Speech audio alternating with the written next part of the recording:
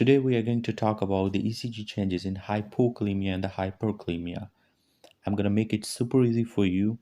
So we have the P wave, we have PR, we have QRS, ST, T, and sometimes the U waves.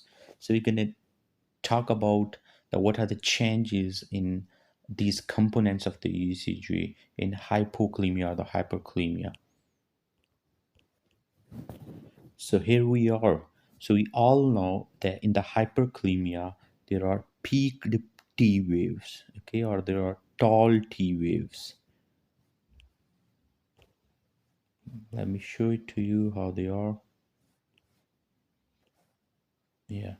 In the hyperkalemia, there are tall T waves or peaked T waves, okay, and in the hypokalemia, there are T wave invariants, okay. Let's go to P wave now. In contrast to peaked T waves, there are flat P waves in hyperkalemia. And in contrast to T wave invariant in the hypokalemia, there is increased amplitude in the P wave. So these are exactly opposite to each other. Let's revise that again. In hyperkalemia, there are the peaked T waves or tall T waves, but the P waves are flat. In hypokalemia, there are inverted T waves, but there's an increased amplitude of P wave. If we talk about the PR interval, it's prolonged in both. Okay, it's prolonged in both hyperkalemia and the hypokalemia.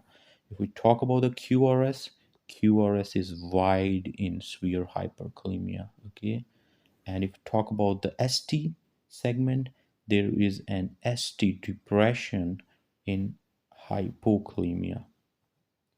Okay, a hypokalemia, if it's severe less than 3, there's a that causes QT prolongation, and that could lead to ventricular fibrillation and sudden death, while the hyperkalemia that leads to bradycardia and asystole and eventually death if not treated.